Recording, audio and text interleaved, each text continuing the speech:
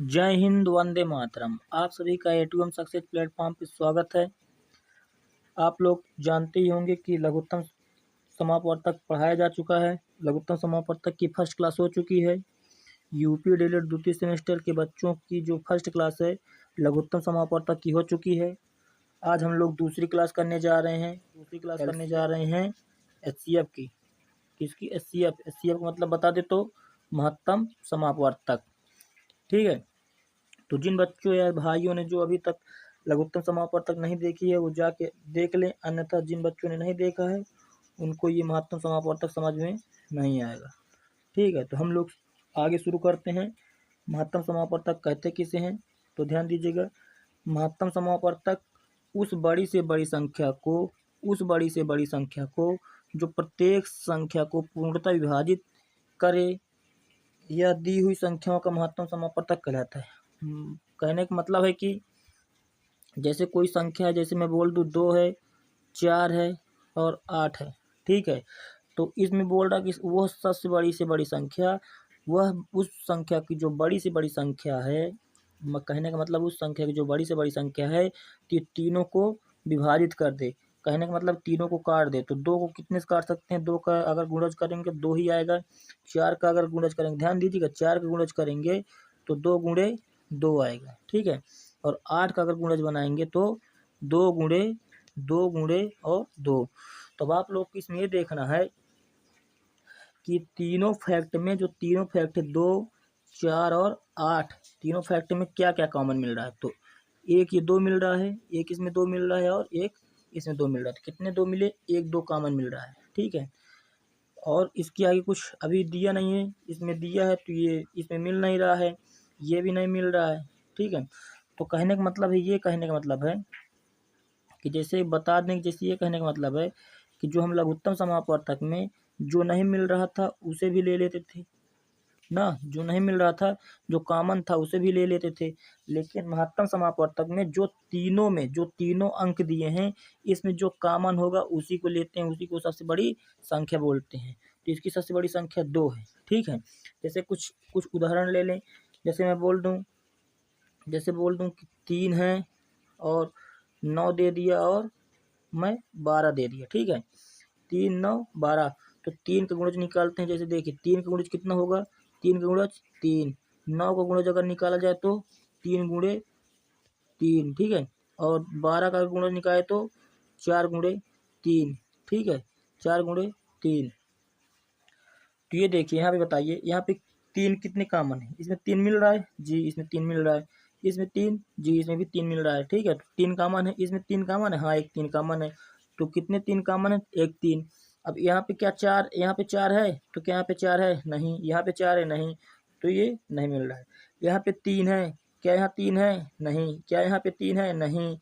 ठीक है, तो इसका मतलब ये भी 3 नहीं है। तो यहाँ पे क्या कॉमन है? एक खाली 3। तो इसमें जो तीनों फैक्ट में जैसे 3 है, 9 है और 12 में जो फैक्ट दे दे उसी को हम जो कॉमन, जो इस तीनों का फैक्ट में जो कॉमन आ जाए उसी को हम एचसीएफ कहते हैं। ठीक है, जैसे कुछ ले ले, जैसे कुछ दिया गया है, कुछ प्रश्न है, इसमें क्या दिया गया है? हाँ, एक बात और बता दूं, कल मैंने भी बताया है, एक बात सुनिए, ध्यान दीजिएगा सब लोग। जैसे कल मैंने भी बताया है कि जो लघुत्तम समापवर्तक होता है वो कितनी विधियों से कर सकते हैं? हम कितनी विधि से कर सकते हैं लघुत्तम समापवर्तक को?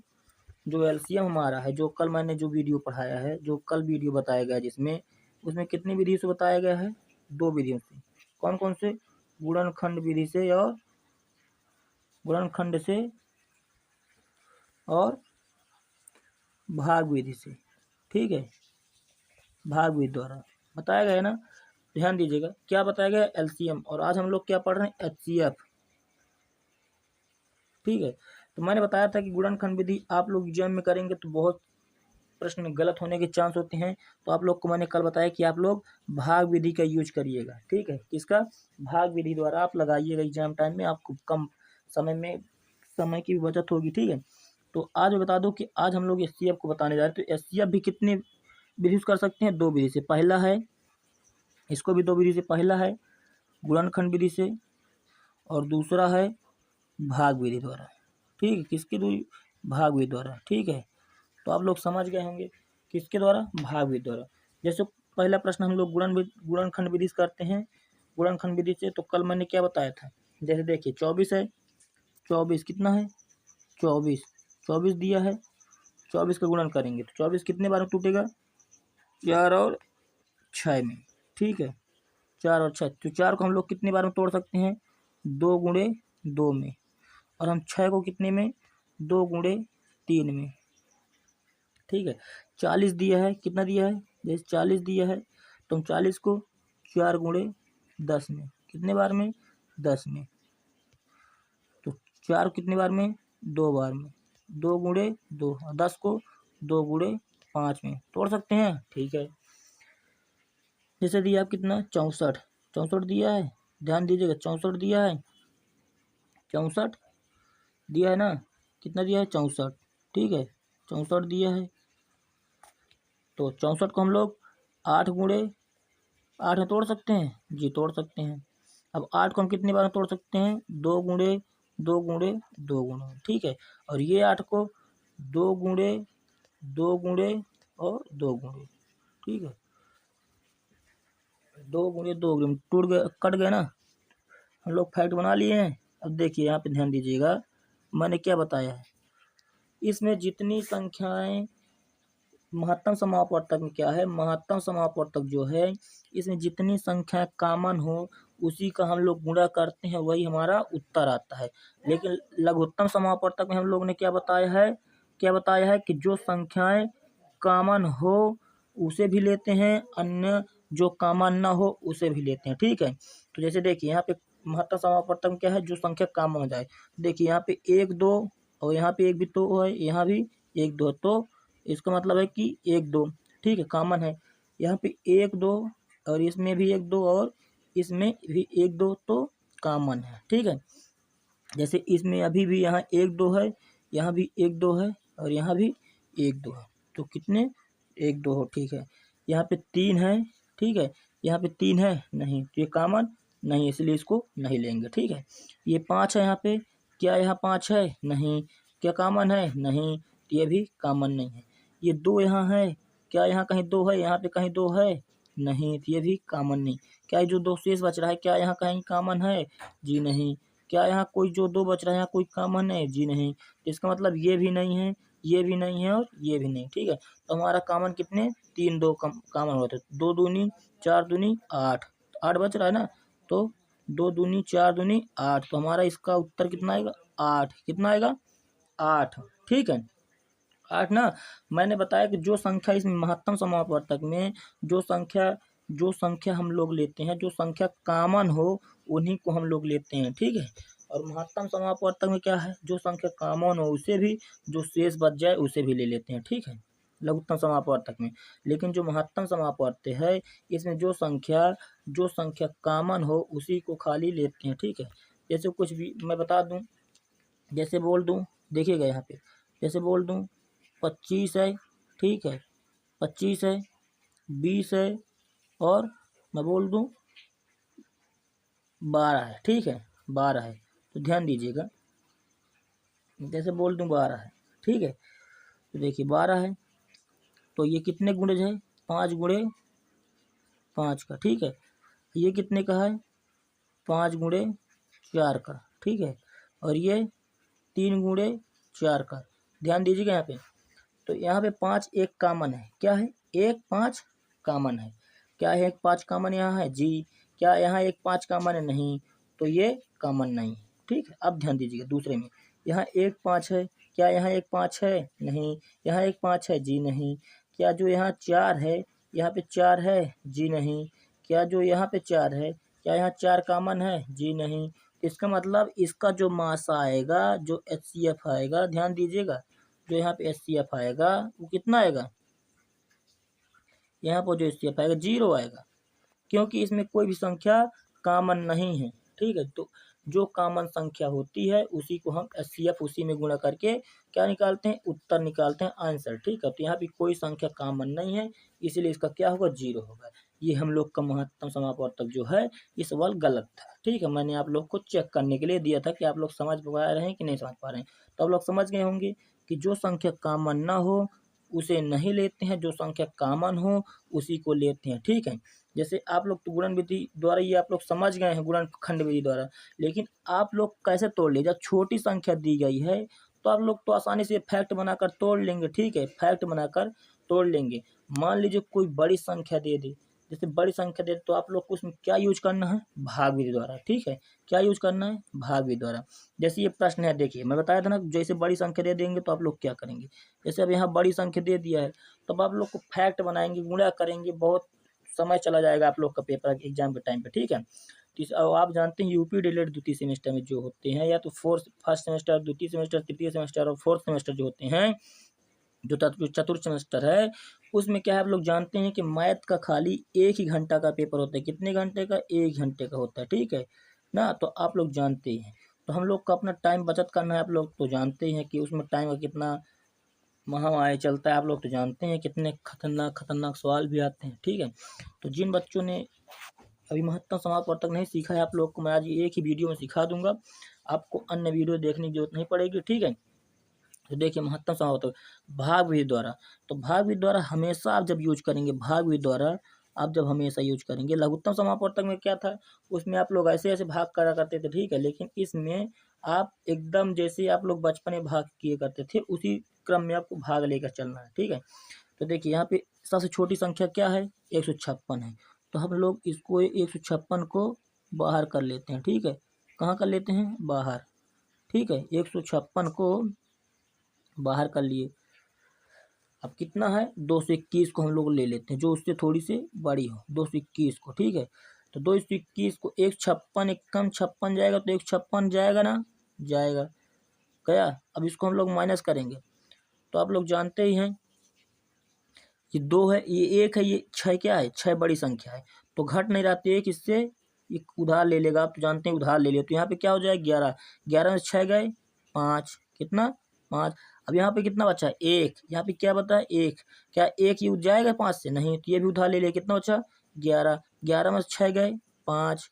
अब देखिए जब ये 2 वाला जो ये 2 है इसको उधार दे देगा तो यहाँ क्या बचेगा, 1, तो 1 1 से कट गया, तो कितना है, 65। ठीक है, अब 65, अब भाग विधि द्वारा में ध्यान दीजिएगा, जो यहाँ 65 आएगा, अब उसमें किसका भाग देंगे, जिससे हम लोग दिए थे, तो किससे दिए थे, 156 में। अब 156 में ना, तो 65 का 2 बार में गुणा करेंगे तो कितना आएगा, 130, कितना आएगा, 130। ठीक है, ध्यान दीजिएगा, 130, तो 130। अब देखिए 6 में 0 जाएगा तो 6 ही आएगा, यहाँ पे 5 है तो 2। ठीक है, 2 क्या कट रहा है, जी कट रहा है। देखिए कितना बचा यहाँ पे, 26, कितना बचा, 26। अब हम लोग कितने से भाग दिए थे यहाँ पे, 65 से। ध्यान दीजिएगा, जो भाग देंगे वही यहाँ आएगी, तो कितने से, 65 से। ध्यान दीजिएगा 65 से ना, 65 से। तो रुकिए थोड़ा छोटा कर लूँ, नहीं तो अभी सवाल आप लोग को देखने में दिक्कत हो जाएगी। कितना, कितना हो रहा है, 65। ठीक है, तो अब जैसे 26 दिया, 26 है तो 26 का आप पढ़ेंगे तो कितने बार में, 2 बार है, तो कितना आएगा, 52, कितना आएगा, 52। ठीक है, 52 आया, तो 52, तो 5 में से 2 गए 3, और 6 में से 5 गए 1, कितना बचा, 1। अब यहाँ पे कितने से भाग दिए थे, 26 से, तो यहाँ क्या आएगा, 26। ठीक है, अब क्या 13 से 26 कट जाएगा, कितने बार है, 2 बार में, 13 नहीं 26, 26। अब आप लोग ध्यान दीजिएगा कितने से कटा है, हमारा 13 से पूरी संख्या कट गई है। तो हम लोग कितने संख्या लिए थे अभी, ध्यान दीजिएगा, अभी हम लोग कितने संख्या लिए थे, खाली 2, ये 156 को और 121 को। ठीक है, तो हम लोग का भी क्या बच रहा है, 364। तो हम लोग कितने से भाग देंगे, जो यहाँ लास्ट में बचा है उसी से भाग देंगे, तो कितने से, 13 से। 13 से कितने में, 364 में। तो ध्यान दीजिएगा 364 में। ठीक है, तो 2 बार में, 3 बार में कट नहीं रहा है तो 2 बार में लेंगे, तो 13 दूना 26, कितना, 26। तो कितना बचा यहाँ पे 10। 36 में से 26 घटाएंगे कितना बचेगा 10। ये हमारा 4 बचा, 4 हम लोग उतारा ले लिए, कितना ले लिए 4 उतारा। अब क्या 13 104 काट सकते हैं जी 8 बार में, 13 अट्ठे 104 पूरा कट गया। तो इसका महत्तम समापवर्तक हमारा कितना है 13। इसका आंसर जो है, जो इसका आंसर है कितना आया है 13 आया है। जैसे आप लोग नहीं समझ पा रहे तो मैं आप लोग को फिर समझा दूं, देखिएगा ध्यान दीजिए, थोड़ी बड़ा कर लूँ। जैसे यहाँ पे दिया है, क्या दिया है ध्यान दीजिएगा, यहाँ पे क्या दिया है 156, 221 और 364 का क्या निकालना है मासा निकालना है, ध्यान दीजिएगा।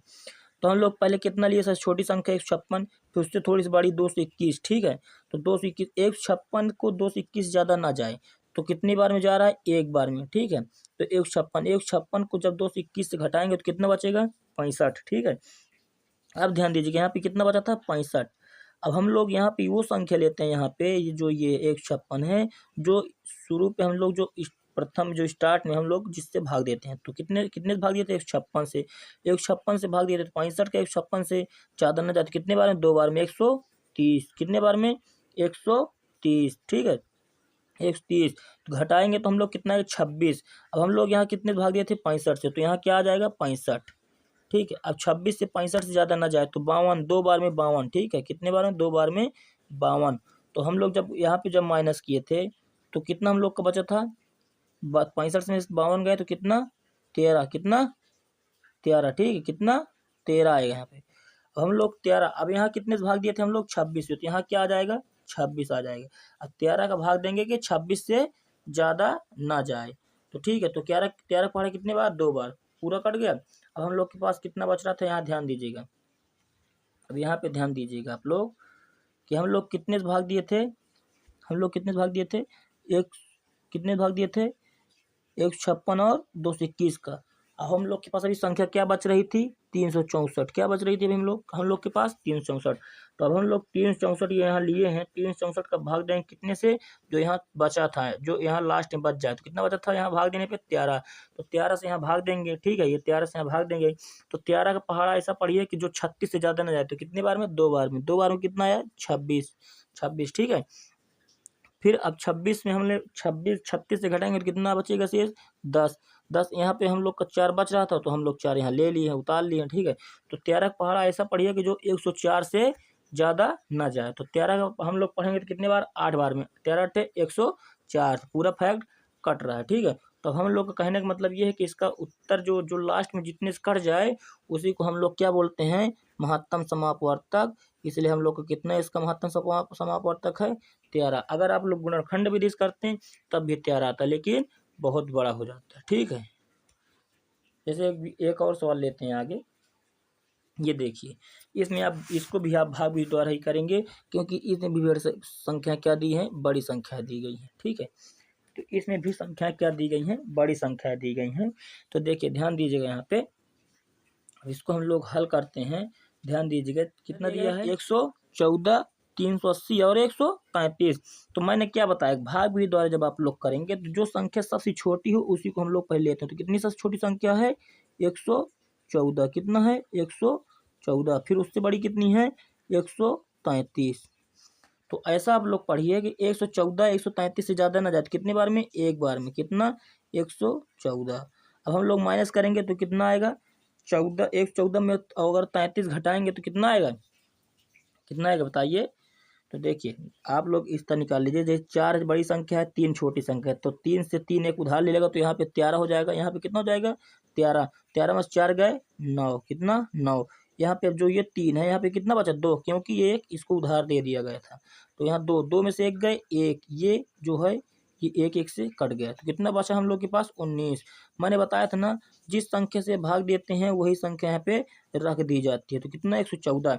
अब 114 का पहाड़ा पढ़िए, 114 में पहाड़ा ऐसा पढ़िए 19 का, तो जो 114 से ज़्यादा ना जाए, तो 19 का पहाड़ा अगर आप 114 बार में पढ़ेंगे तो कितने बार में 6 बार में, ठीक है 6 बार में कट जाएगा, तो कितना 114 आएगा, ठीक है 114 6 बार पढ़ेंगे 19 का पहाड़ा तो 114।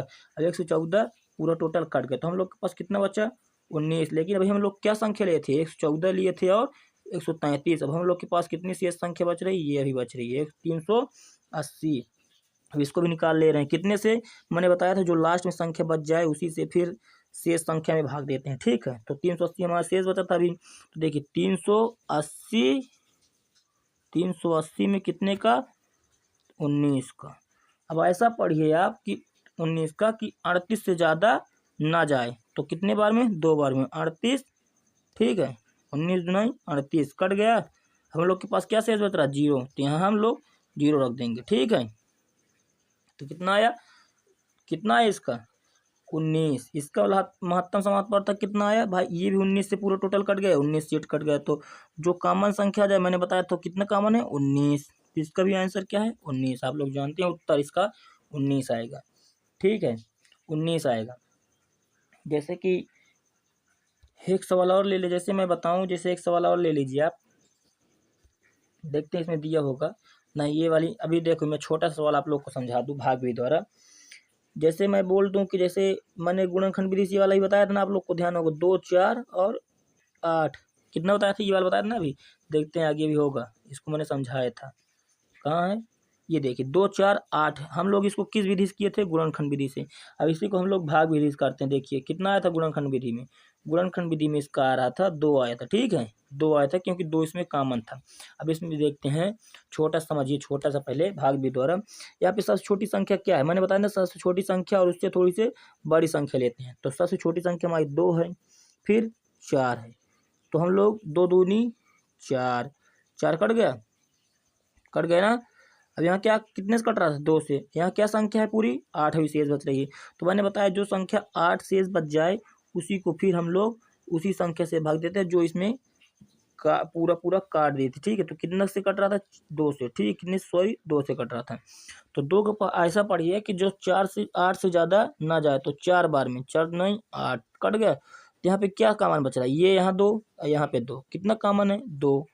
तो कितना है हम लोग का, 2 आ गया है इसका। ठीक है, तो भाग विधि द्वारा ऐसा ही होता है, जो संख्या कटती हुई चली जाए उसी से संख्या को काट दिया जाता है। ठीक है, जैसे यहाँ पे देखिए, ध्यान दीजिएगा, ये सवाल थ्योरी में दिया, थोड़ी से पढ़ने में बड़ा है, थोड़ी ध्यान दीजिएगा। यहाँ पे क्या कह रहा है, सवाल समझिएगा।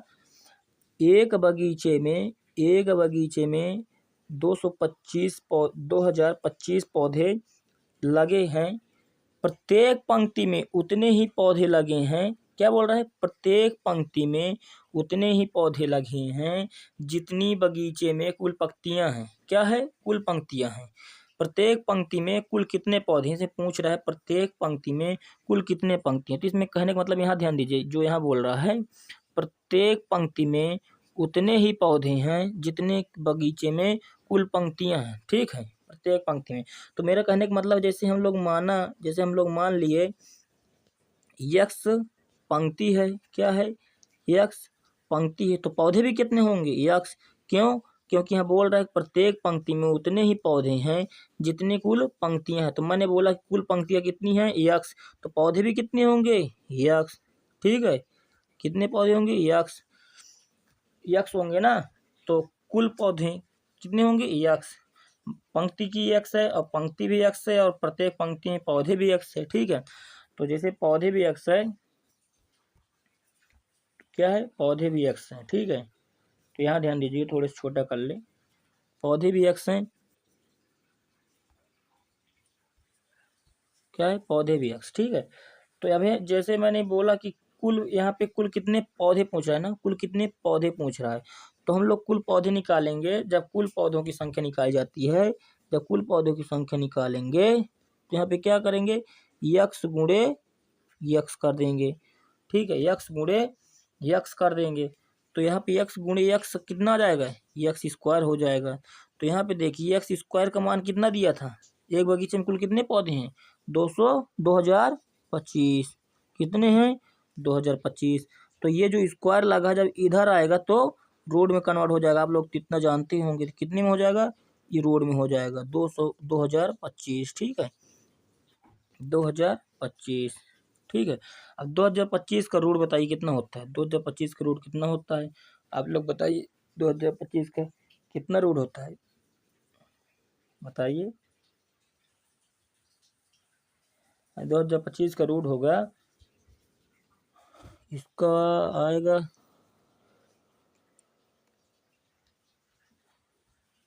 इसका आएगा शायद 45। हाँ यक्स, हाँ यक्स बराबर इसका रूट में जब हम लोग तोड़ देंगे इसका तो इसका 45 आएगा। कितना आएगा? 45 आएगा। तो इसका मतलब कहने का मतलब कुल पौधों में संख्या कितनी थी? 45। पंक्ति कितने थे? 45। ठीक है, तो हम लोग का कितना है इसमें? 45 उत्तर आया। ठीक है, जैसे कुछ सवाल और दिया है। यहाँ पे देखिएगा ये सवाल भी बढ़िया है। इसमें देखिए एक ही सवाल नहीं दिया है, ये एक ही सवाल नहीं दिया गया है। क्यों? ये अलग अलग सवाल इसलिए हैं क्योंकि आप लोग ध्यान दीजिएगा अच्छे से। ये एक्स के पहले क्या लगा है? ये एक्स के पहले क्या लगा है? कामा लगा है। क्या लगा है? इतने के पहले कामा। तो हमारा दो शब्द इसमें दो दिए गए हैं। ठीक, दो सवाल। तो एक्स स्क्वायर और माइनस एक्स अलग दिया गया है, और हम लोग का x cube plus x square plus x हम लोग को अलग दिया गया है। तो इसका क्या बताना है? मासा ज्ञात करना है। तो एक्स स्क्वायर माइनस एक्स में हम लोग पहले क्या करेंगे? एक्स कॉमन ले लेंगे। क्या कर लेंगे?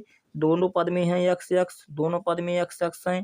ठीक है, तो एक पद में एक्स कॉमन ले लेंगे। अगर रुकिएगा थोड़ा सा मैं अच्छे से बता दूं इसको, आप लोग को ध्यान दीजिएगा। जैसे मैंने बताया कि यहाँ पे क्या है? एक्स स्क्वायर माइनस एक्स, दोनों पद में क्या है? एक्स एक्स है, तो हम लोग एक दोनों पद से एक एक्स कॉमन ले लेंगे। तो यहाँ दो एक्स थे मान लीजिए, यहाँ एक्स स्क्वायर तो दो एक्स थे, तो यहाँ कितने एक्स बचेगा? एक एक्स। कोष्टक के बाहर कर दी। यहाँ एक एक्स था तो यहाँ पे क्या हो जाएगा? एक्स माइनस हो जाएगा। ठीक, माइनस हो जाएगा क्योंकि एक्स यहाँ पे एक कॉमन हो गई है। ठीक है, अब ये वाला देखते हैं। तो एक्स क्यूब कितना दिया है? X cube plus x square plus x. अब यहाँ देखिए तीनों पद में क्या एक्स एक्स कॉमन है? जी, तो एक कॉमन ले लेंगे। ठीक है, तो यहाँ तीन एक्स थे तो यहाँ पे एक्स स्क्वायर बचेगा। यहाँ पे दो एक्स थे तो यहाँ पे एक एक्स, यहाँ पे एक एक्स था तो यहाँ पे 1। अब देखिए दोनों जो पद हैं, जो ये दोनों अलग अलग पद हैं, ये वाले में जो ये पद हैं, इसमें आपको क्या कॉमन दिख रहा है? तो हमें एक ये एक्स और एक ये एक्स कॉमन दिख रहा है। तो मैंने बताया था ना, जो संख्या महत्तम समापवर्तक में जो संख्या पदों में कॉमन हो उसी को हम लोग महत्तम समापवर्तक बोलते हैं। तो इसमें क्या पद कॉमन था? एक्स।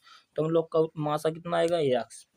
ठीक है, तो जिन बच्चों को समझ में आए हो वो लोग बता देंगे। मैं आज से, आप लोग जानते हैं कि यूपी डीएलएड द्वितीय सेमेस्टर के जो है आज से एक चैप्टर हम लोग समाप्त कर लिए हैं। ठीक है, अब जब हम लोग का दूसरा चैप्टर है वो हम लोग का व्यंजक में प्रयुक्त जोड़ है, घटाना है, गुणा तथा भाग है। ठीक है, तो हम लोग उसी को समझेंगे अगला कल। आप लोग से बता दें कि जो आप लोग महत्तम समापवर्तक देखने से पहले, एचसीएफ देखने से पहले आप लोग एलसीएम जरूर देख लें एक बार। ठीक है, एचसीएफ देखने से पहले आप लोग एलसीएम एक बार जरूर देख लें। ठीक है, अन्यथा आप लोग को ये महत्तम समापवर्तक समझ में नहीं आएगा, इसलिए आप लोग लघुत्तम समापवर्तक एक बार जरूर देख लें। ठीक है, कल हम लोग दूसरा चैप्टर खत्म करेंगे जिसे बोलते हैं, मैंने बताया ना, जोड़ घटाना गुणा तथा भाग उसमें करना है, जो कोष्टक का सरलीकरण है। ठीक है, तो उसी को हम लोग करेंगे। आज से आप लोग यूपी डीएलएड द्वितीय सेमेस्टर का जो मैथ है वो पहला चैप्टर हम लोग का समाप्त हुआ। ठीक है, तो आज के लिए बस इतना ही। धन्यवाद। हिंद, वंदे मातरम।